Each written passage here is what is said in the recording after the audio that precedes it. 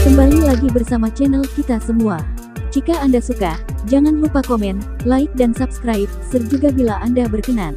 Selamat membaca dan mendengarkan. Perintah Kaisar Naga, bab 3254-3256. Kakak perempuan kedua, jangan takut, masih ada aku. Kali ini, Yulian, yang bercampur di antara kerumunan, berjalan ke arah Malia dan berbisik. Malia melirik Yulian dan mengangguk sambil tersenyum. Terlepas dari kekuatan Yulian, setidaknya dengan Yulian di sini, Malia tidak akan merasa terlalu kesepian. Saat Malia dan Yulian sedang berbicara, Mirabel menemukan Yulian tidak jauh dari situ. Kakak, lihat, bukankah itu alkemis yang disewa Chandler? Mengapa orang ini masuk juga? Mirabel menunjuk ke arah Yulian dan berkata. Saat itu, Chandler memanggil Dave dan yang lainnya dan berkata bahwa mereka semua adalah alkemis, jadi Mirabel dan yang lainnya juga menganggap Yulian sebagai alkemis. Lucien meliriknya, lalu tersenyum dingin dan berkata, pasti Chandler yang menyebabkan orang ini menyelinap ke dalam tim dan memasuki tanah leluhur. Aku tidak menyadari bahwa dia masih memakai pakaian keluarga Ji kita. Dari mana pakaiannya? Tapi itu tidak masalah. Sekalipun dia memakai pakaian keluarga Ji, percuma saja memasuki tanah leluhur. Dia tidak akan bisa lulus ujian Taizu. Ketika Taizu mengetahui orang ini, saya akan melihat bagaimana mereka menjelaskannya. Lucien tidak langsung mengekspos Yulian, tetapi ingin ditangkap oleh Taizu setelah memasuki tanah leluhur, yang akan sangat lucu. Kelompok mereka dengan cepat masuk ke tanah leluhur, dan kemudian masuk ke aula utama. Taizu dari keluarga Ji masih duduk di tengah aula, matanya sedikit tertutup. Setelah melihat ini, semua murid keluarga Ji berlutut dan bersujud di tanah, lalu dengan lantang berkata, murid keluarga Ji, beri penghormatan kepada Taizu. Taizu perlahan membuka matanya dan langsung menatap Yefri.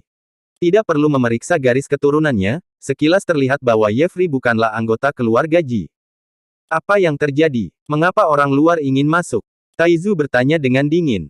Taizu, ini Tuan Muda Qin dari Istana Barbar Raksasa. Karena Istana Barbar Raksasa baik terhadap keluarga Ji kita, kepala keluarga telah mengizinkan Tuan Muda Qin memasuki tanah leluhur. Ada perintah patriark di sini. Lucien buru-buru memberi perintah kepala keluarga kepada Taizu. Taizu hanya meliriknya dan tidak berkata apa-apa. Melambaikan tangannya dan membuka pintu tipis di belakangnya. Pintu cahaya terbuka dan semua orang bisa memasuki tanah leluhur, tapi Lucien penuh keraguan. Taizu, apakah kamu tidak memeriksa identitas yang lain? Bagaimana jika ada orang luar yang ikut campur? Lucien bertanya pada Taizu. Tidak ada yang bisa menyelinap masuk, saya sudah memeriksanya, orang-orang ini semua memiliki darah keluarga Ji. Kata Taizu ringan. Taizu, apakah kamu melakukan kesalahan? Apakah kamu ingin memeriksanya lagi? Lucien jelas melihat Yulian dan berbaur dengan tim, tetapi Taizu tidak mengetahuinya. Apakah kamu mau menguruiku? Taizu menatap Lucien dengan dingin. Dengan pandangan Taizu ini, Lucien sangat ketakutan sehingga dia berlutut dan bersujud berulang kali. Taizu, tenanglah, aku tidak berani mempertanyakan Taizu. Taizu, memang ada orang luar di tim ini. Setelah selesai berbicara, Mirabel melangkah maju.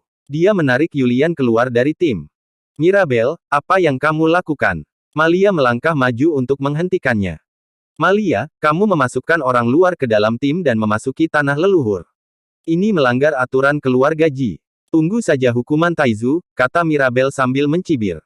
Taizu, orang ini bukan keluarga Ji. Dia adalah alkemis yang dipekerjakan oleh Chandler.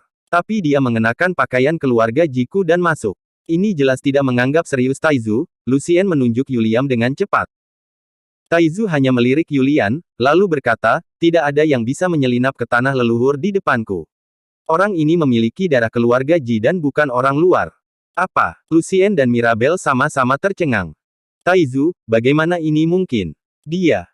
Mirabel sama sekali tidak percaya bahwa Yulian adalah anggota keluarga Ji. Kamu tidak percaya padaku. Taizu memelototi Mirabel. Lutut Mirabel langsung melunak dan dia berlutut di tanah. Melihat identitasnya telah terungkap, Yulian tidak menyembunyikannya sama sekali, dia berlutut di depan Taizu dan berkata, Junior Yulian Ji memberi penghormatan kepada Taizu. Malia juga berlutut dan berkata, Taizu, ini saudara laki-laki keenam adalah anak paman ketiga, Lionel Ji. Putra satu-satunya dari paman ketiga. Dia baru saja kembali beberapa waktu yang lalu. Ketika Lucien dan Mirabel mendengar ini, mereka semua kaget. Ternyata Yulian adalah putra paman ketiga mereka, Lionel Ji, tapi mereka tidak tahu apa-apa. Oke, ayo masuk. Jangan buang waktu. Kali ini tanah leluhur hanya dibuka selama 3 hari. Berapa banyak yang bisa kamu panen tergantung pada keberuntunganmu sendiri. Taizu melambaikan tangannya dan meminta semua orang untuk segera masuk ke dalam tanah leluhur. Adapun perselisihan dalam keluarga Ji, Taizu tidak peduli, dia hanya ingin melindungi tanah leluhur. Segera, semua orang melewati gerbang cahaya dan memasuki tanah leluhur. Ini adalah pertama kalinya banyak orang memasuki tanah leluhur, jadi mereka sangat gugup. Yulian juga sedikit mengepalkan tinjunya, dengan wajah yang sangat gugup. Saudara keenam, jangan terlalu gugup.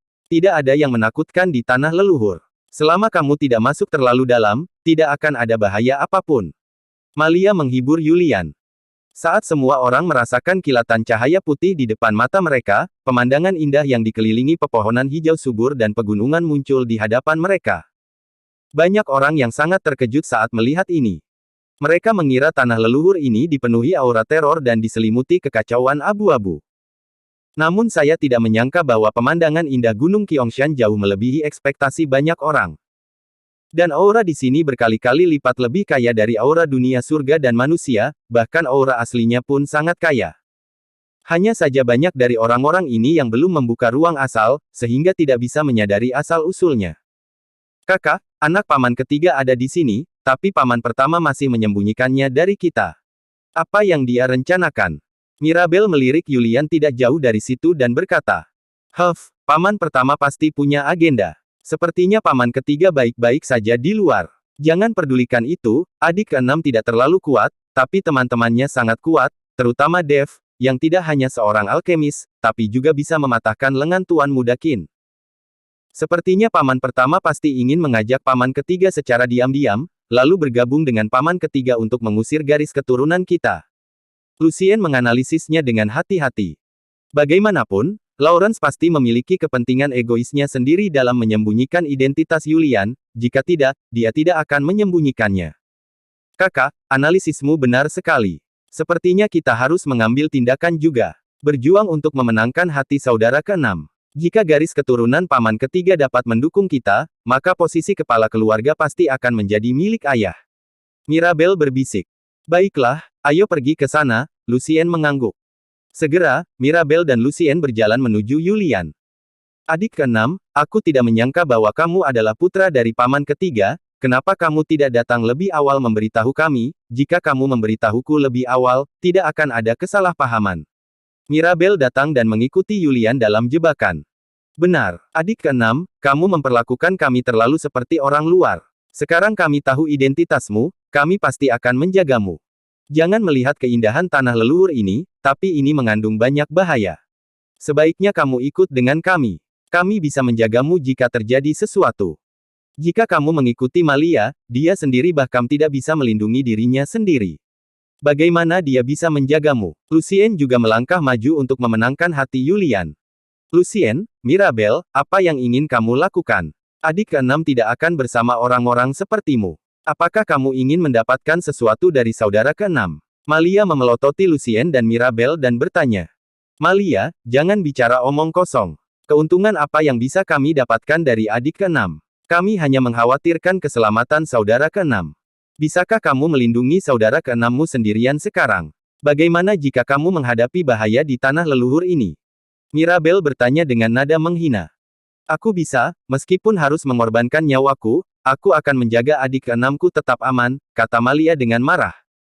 Oke, ayo berhenti berdebat. Kita semua adalah keluarga. Mengapa melakukan ini? Kakak perempuan kedua sendirian dan kesepian. Lebih baik aku tetap bersamanya. Yulian memilih untuk tetap bersama Malia. Namun, Yulian tidak banyak bicara, lagi pula dia dan Malia tidak sekuat Lucien dan Mirabel, apalagi mereka juga memiliki Yefri. Jadi Yulian mengatakan ini agar Lucien dan Mirabel tidak memusuhi dia untuk sementara, jika tidak, mereka akan menjadi jahat di tanah leluhur dan menyerang dia dan Malia, yang akan merepotkan. Mirabel ingin mengatakan sesuatu yang lain, tetapi dihentikan oleh Lucien, dan kemudian berkata sambil tersenyum, saudara keenam, kamu dapat mengikuti siapapun yang kamu inginkan, tetapi ketika kamu menghadapi bahaya, kamu harus menghubungi kami tepat waktu. Terima kasih, kakak laki-laki kedua, Yulian mengangguk. Lucien dan yang lainnya pergi, dan semua orang juga berpencar untuk mencari peluang. Hanya ada 3 hari, dan tidak ada yang berani menunda. Adik keenam, ayo pergi juga. Selain asal-usul tak bertuan, tanah leluhur ini juga memiliki banyak sumber daya lainnya. Jika kita beruntung, alangkah baiknya bisa menemukan senjata sakti peninggalan nenek moyang kita, kata Malia kepada Yulian. Yulian mengangguk, lalu mengikuti Malia ke tanah leluhur. Jauh di dalam tiang gunung, Dev masih bertarung mati-matian dengan monster fantasi asli.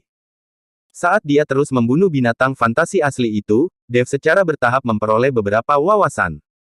Dev tahu bahwa dia tidak jauh dari pemahaman tentang asal-usul sistem logam. Namun, tubuh Dev sudah dipenuhi bekas luka saat ini. Bisa dibayangkan betapa sulitnya membunuh monster fantasi asli ini hanya dengan tubuh dan tinju Anda. Setelah membunuh monster fantasi asal lainnya, Dev jatuh ke tanah, terengah-engah, dan pakaiannya compang camping. Bahkan ada beberapa baju yang tidak menutupi badan. Matilda berjalan ke arah Dev dan menatap Dev dengan kekaguman di matanya. Kalau capek, istirahatlah sebentar. Tanah leluhur tetap dibuka selama beberapa hari, jadi tidak perlu terburu-buru. Matilda menasihati Dev. Tidak, saya harus memahami asal mula sistem logam secepat mungkin. Dev menggelengkan kepalanya dan berdiri dengan keras. Hanya setelah memahami asal-usul sistem logam barulah Dev mulai menyerap aura asli tak bertuan, dan asal-muasal ilusi, guntur dan kilat, serta asal mula api di tubuhnya semuanya perlu dilengkapi dengan aura asli. Dev harus memanfaatkan waktunya sepenuhnya di sini dan tidak boleh membuang waktu.